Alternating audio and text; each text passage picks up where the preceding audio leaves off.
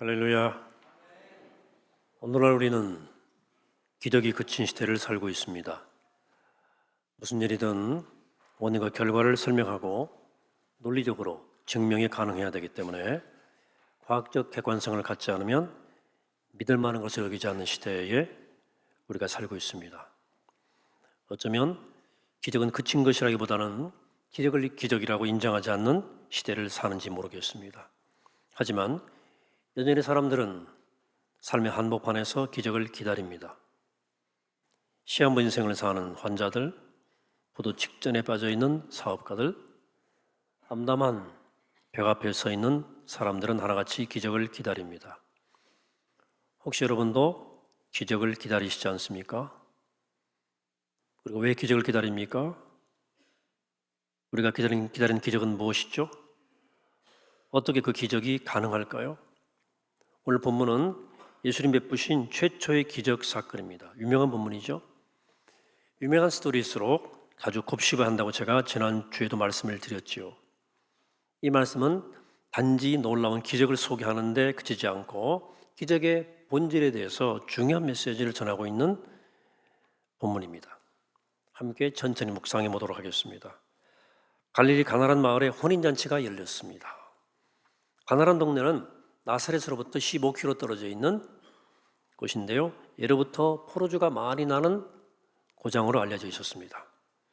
예수님의 어머니가 잔치에 중요한 역할을 한 것으로 보아서 아마도 예수님에 가까운 친척 결혼식이었을 가능성이 있지요. 예수님도 초대되었고 늘 그와 붙어 다니던 제자들도 함께 잔치에 초대받은 것 같습니다. 유대사회의 혼인잔치는 보통 일주일 정도 지속되는 것이 관행이었는데요, 일단 혼인잔치에 초대된 손님들은 잔치 기간 동안만큼은 합법적으로 거의 모든 율법의 의무로부터 자유를 얻는 특권을 갖게 됩니다. 그야말로 마음껏 잔치를 누리고 즐길 수 있도록 배려하는 사회적 관습이었습니다. 따라서 잔치를 주최하는 주인의 입장에서 제일 중요한 것은 초대된 손님들의 흥이 떨어지지 않도록 마음껏 먹고 즐길 수 있도록 음식을 제공해야 됐고, 특별히 포도주가 떨어지지 않도록 각별히 신경을 써야 했습니다. 왜냐하면 잔치에 포도주가 떨어졌다는 것은 잔치가 끝났음을 뜻하기 때문입니다. 그런데 이 가나의 혼인잔치에 바로 그 심각한 문제가 발생한 것입니다. 한참 진행 중인 잔치에 포도주가 떨어졌어요. 큰일 난 거죠. 잔치 위기가 닥친 겁니다.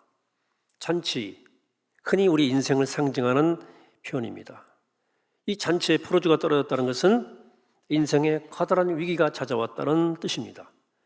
참으로 당혹스러운 일이지만 그런 일은 누구에게나 뜻하지 않게 일어납니다.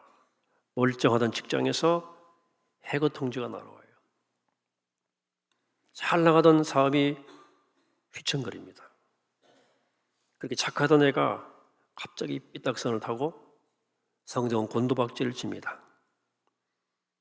아직 한참 일할 나이인데 한단치 않은 질병이 찾아와요. 포도주가 떨어지고 흥겨운 인생의 잔치가 싸늘해지는 거죠. 사람들은 무심코 나는 능력이 있으니까, 나는 건강하니까, 자식들도 다 크고 성장했으니까, 잘 성공했으니까 안전다 생각을 합니다. 마치 내 잔치에는 포도주가 많으니 절대로 포도주가 떨어질 일은 없을 거라 생각하는 거죠. 그러나 오늘 본문에서 포도주가 떨어진 곳은 다름 아닌 포도주의 고향, 포도주의 마을 가나였다는 사실이에요. 포도주가 많이 나는 고향에서 포도주가 떨어졌다는 것은 상식적으로 말이 안 되는 거죠. 포도주의 고장에서 포도주가 떨어질 리가 없다는 것이 우리의 일반 상식이죠. 그런데 우리 인생은 이런 상식을 아주 간단하게 무너뜨립니다. 포도주는 포도주의 고향에서도 얼마든지 떨어지는 법. 그 어떤 잔치일지라도 포도주는 떨어질 수 있다. 인생은 그래서 장담할 수 없는 잔치다는 거예요. 위기가 오니까 잔치의 중요한 역할을 맡고 있던 예수의 어머니가 아들 예수님께 도움을 청하죠. 아들이여, 포도주가 떨어졌으니 어찌하면 좋노. 그러나 아들은 냉정하게 말합니다. 어머니, 그게 저하고 무슨 상관이 있습니까? 아직은 제 때가 아닌데요. 하지만 예수의 어머니는 일꾼들에게 당부하죠. 무엇이든지 그가 시키는 대로 하라. 그러자 예수님이 일꾼들에게 또 이릅니다. 그러면 항아리에 물을 채워라. 그들이 물을 채우자 이번에는 그 물을 맡은 물을 잔치 맡은 이 주관자에게 갖다 주라고 그럽니다. 잔치 맡은 이가 포도주를 변한 물을 맛보고 신랑한테 말합니다. 어찌 그대는 이렇게 좋은 포도주를 지금까지 남겨두었소? 본문의 대화는 사실상 상식적이지 않습니다. 포도주가 떨어졌다는 어머니의 도움 요청에 대해서 아들의 대답 지나치게 냉정합니다. 또 그런 냉정한 대답에도 불구하고 아무렇지도 않게 이 일을 진행시키는 마리아의 자세도 조금 이상스럽습니다. 그런데 조금 전 거절에 가까운 말씀을 하셨던 예수님이 대답과 달리 종들에게 일을 시켜서 포도주를 만든 것도 좀 이상해요. 이 대화의 맥락이 전혀 앞뒤가 맞지 않습니다. 그러나 이 대화를 자세히 살펴보시면 기적이 일어날 수밖에 없었던 중요한 실마리를 발견하게 됩니다. 그것은 우리가 마리아에게서 찾을 수 있겠습니다. 기적을 일으키신 분은 예수님이지만 이 기적을 실제로 불러온 주인공은 마리아예요. 마리아의 어떤 태도가 무엇이 기적을 불러올 수 있었을까 하는 얘기입니다. 자, 기적을 가능케 한 마리아의 두 가지 태도가 있습니다. 첫째는 주님을 향한 깊은 신뢰예요. 예수님 분명히 마리아에게 냉정하게 말했어요. 어머니에게 한 말치고는 아주 버릇없어 보일 정도로 차가운 냉대. 그러나 마리아에게는 그것이 아무 상관이 없었습니다. 왜? 누구보다 예수를 신뢰했기 때문입니다. 여기서 마리아의 신뢰가 아들에 대한 향한 것인지 주님을 향한 것인지 구별하기 어렵지만 말씀의 맥락으로 봐서 주님을 신뢰한 것으로 보는 것이 옳겠습니다. 예수에 대한 깊은 신뢰 때문에 마리아는 예수님의 냉정함을 문제로 여기지 않았어요. 깊은 신뢰는 현실이 냉정하고 불안해도 그 믿음을 내려놓지 않습니다. 증거가 보이지 않고 실체가 보이지 않아도 믿는 게 믿음이죠. 그래 바울이 아니라 히브리서는 믿음을 말하기를 바라는 것들이 실상이요 보이지 않는 것들의 증거라고 말하지 않습니까? 우리의 믿음과 신뢰가 깊고 참된 것이라면 희망이 없고 증거가 보이지 않는 상황이 문제가 되지 않습니다. 믿음 자체가 희망이 되고 증거가 되어주기 때문입니다. 마리아는 예수님을 깊이 신뢰했어요. 이 신뢰는 냉정한 현실을 뚫고 기적을 불러오는 원천이 되었습니다. 인생의 위기 앞에서 우리는 응답하지 않는 주님을 경험합니다. 침묵하시는 주님을 경험합니다.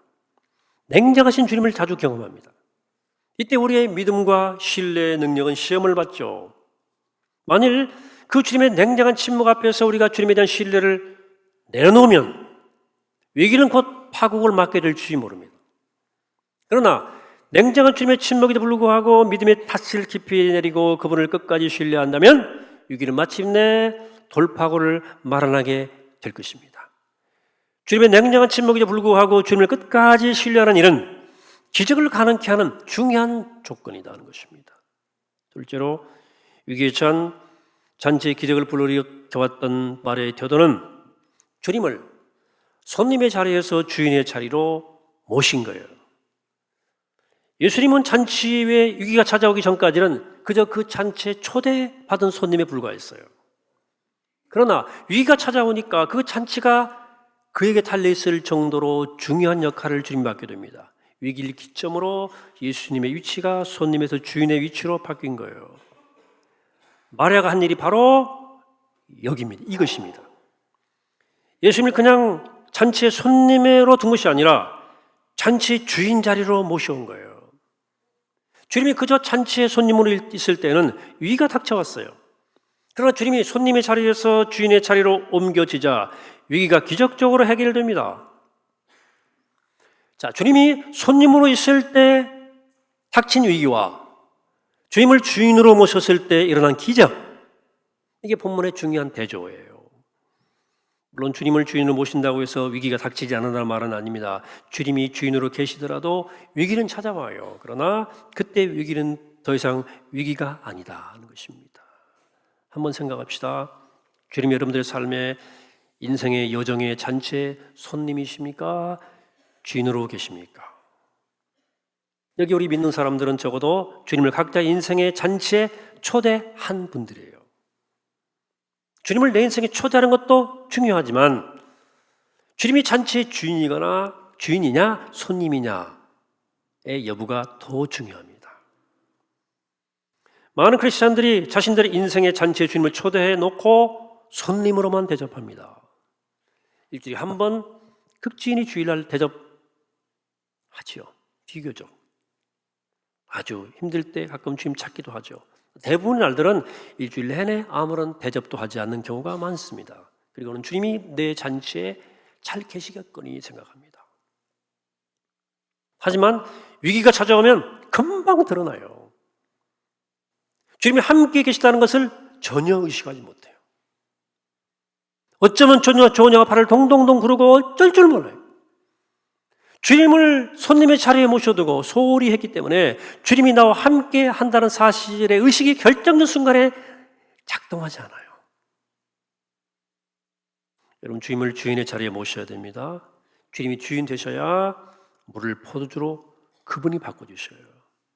그래야 위기가 닥쳐도 위기를 극복할 수 있고 문제가 커도 문제를 해결할 수 있어요. 우리가 주인으로 모시는 주님은 위기보다 더 크셔요. 문제보다 더 크신 분이기 때문에 그렇습니다. 이제 오늘의 말씀의 핵심으로 도접분에 들어갑니다. 한 걸음 더 들어갑니다.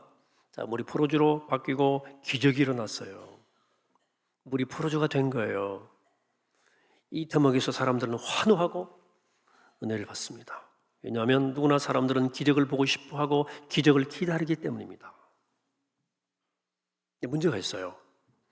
이런 기적이, 이런 형태의 기적이, 물이 포도주가 되는 기적이 현상적으로 쉽게 일어나지 않는다는 데 있습니다.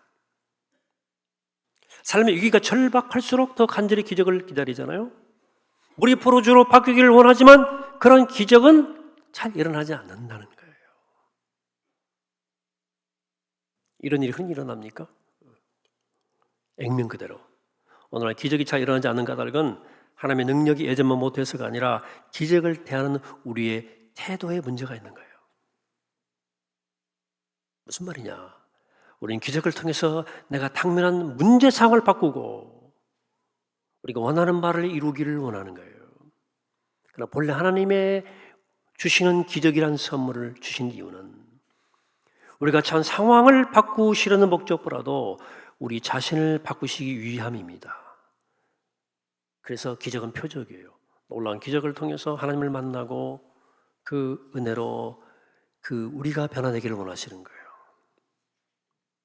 그런데 우리는 기적을 통해서 하나님 만나고 내가 변화되는 데 관심이 없고 내가 처한 문제 상황만 바꾸려고 그러는 것입니다.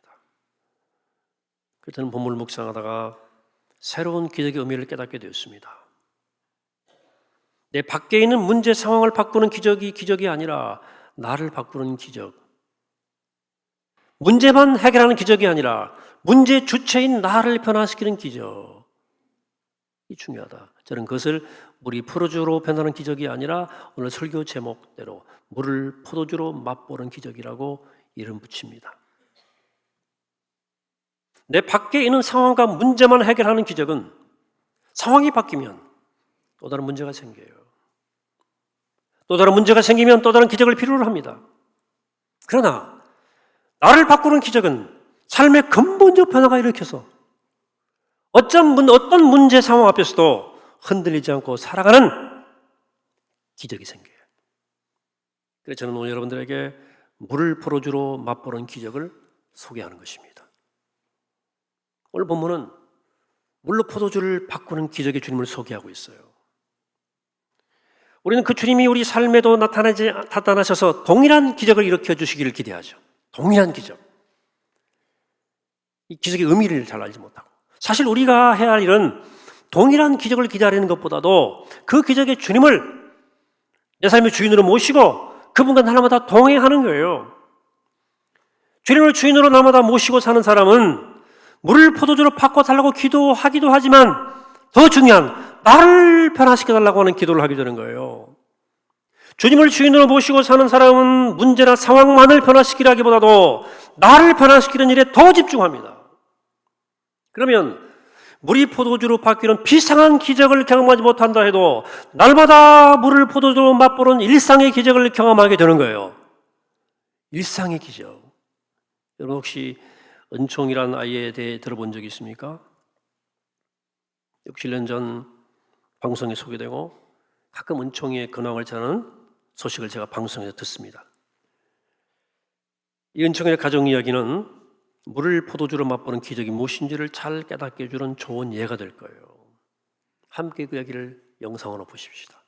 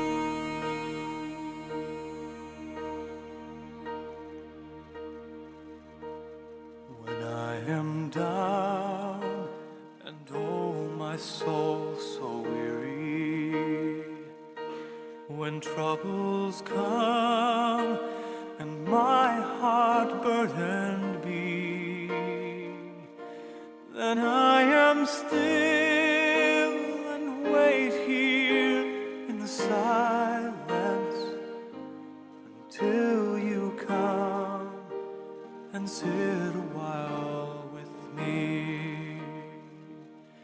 You raise me up so I can stand on mountains. You raise me up to walk on stormy seas. I am strong when I am on your shoulders. You raise me up to more than I can be.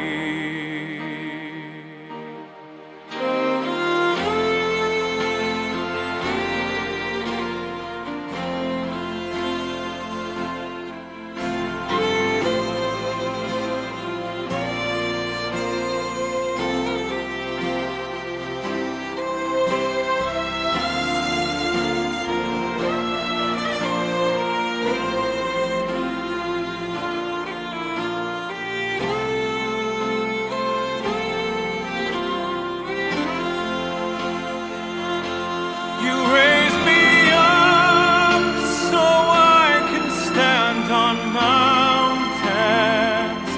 You raise me up to walk on stormy seas.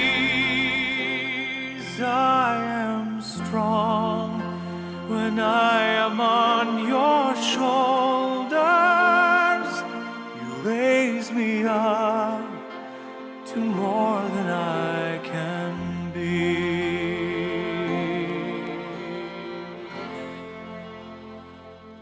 You raise me up so I can stand on mountains. You raise me up to walk on stormy seas.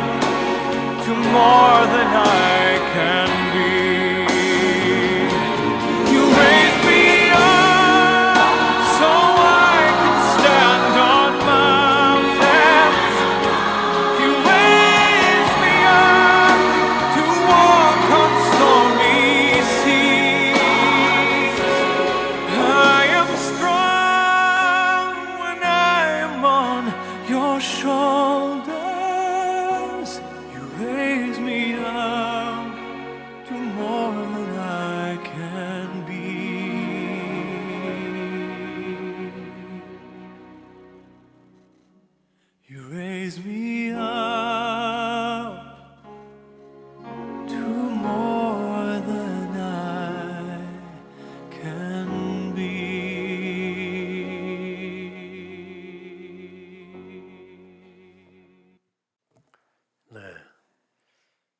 지금은 정의는 잘 자라고 있고요. 그 문칠은 안 됐지만 엄마 아빠는 해요. 동생도 생겨서 행복한 가정, 아버지는 계속 여전히 철인 3종 관계를 도전하고 있습니다. 그동안 우리가 생각해왔던 기적은 하나님은 정의를 완전히 건강한 아이로 고쳐주시는 거예요. 우리 포로주가 되기를 바라는 기적이죠. 그러나 훨씬 더 중요한 기적이 있습니다. 차원로 깊고 성숙하고 본질적 기적은 비록 은총이가 붉은 점투성이 얼굴이고 여전히 수많은 장애를 가지고 있고 여전히 병과 싸워나갈지라도 하나님의 선물로 그를 여기고 뜨겁게 사랑하고 감사할 줄 아는 마음, 이 마음, 물을 포로주로 맛볼 수 있는 마음, 이게 진짜 기적입니다. 이것이 우리 모두에게 필요한 오늘의 기적입니다. 우리 가운데 희망이 보이지 않아 힘들어하는 분들이 계십니다. 힘겹지만 회복이 가능한 투병하는 분도 계시지만 너무 연로하셔서 회복이 어려운 투병을 하는 분도 계십니다. 또 물이 포로주로 바뀌어 나서 우울한 나날을 보내시는 분도 계십니다. 사랑하는 여러분, 기적을 기다리시는 여러분, 저는 오늘 기다리지 않아도 맛볼 수 있는 기적을 소개하는 거예요. 물이 포로주로 바뀌지 않는다면 물을 포도주처럼 여기시고 물을 포도주처럼 감사하고 물을 포도주처럼 맛보시기를 권면합니다. 만일 어려움 가운데서도 물을 포도주로 여기고 살 줄 안다면 우리의 삶은 온통 기적으로 가득되었다는 사실을 비로소 깨닫게 될 것입니다. 태양이 하늘에 걸려 있는 것만, 하루 종일 멈춰 있는 것만 기적이 아닙니다. 하루도 그러지 않고 날마다 태양이 떠오른다는 것, 그게 기적입니다. 강물이 갈라지는 것도 기적이지만 쉼없이 흐르는 강물이야말로 기적이 아닙니까? 다른 사람을 변화시키는 것도 기적이지만 잔잔하게 사람을 사랑하고 용서하는 것은 얼마나 아름다운 기적입니까? 은총이가 건강한 아이로 변하는 것도 기적이지만 건강하지 않아도 얼굴 좀 이상해도 그를 소중하고 아름답게 바라보고 살아가는 것은 얼마나 큰 기적입니까? 사랑하는 여러분, 물이 포로주로 바뀌는 것도 분명 기적이지만 물을 포로주로 맛보는 삶이야말로 주님께서 우리에게 기대하시는 진짜 기적이 아닐까. 사랑하는 여러분, 이제 한번 돌아가셔서 천천히 여러분들 인생의 기적 리스트를 한번 작성하시면, 기적의 리스트 뭐예요? 물이라고 생각했는데 알고 보니 포도주인 것들이 우리 삶의 도처에 있습니다. 그런 것들을 우리 일상 속에서 발굴해내서 우리 매일매일의 삶 속에서 물을 포로주로 맛보는 놀라운 기적을 체험하는 우리 모두가 되기를 이 아침에 주의 이름으로 간절히 축원합니다.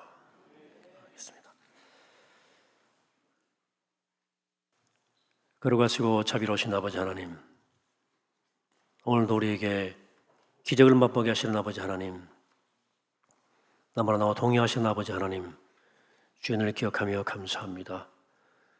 물이 포로주가 되는 기적도 놀라운 기적이지만 물을 포로주로 맛보는 일상의 기적을 우리가 오늘 허락하여 주옵소서.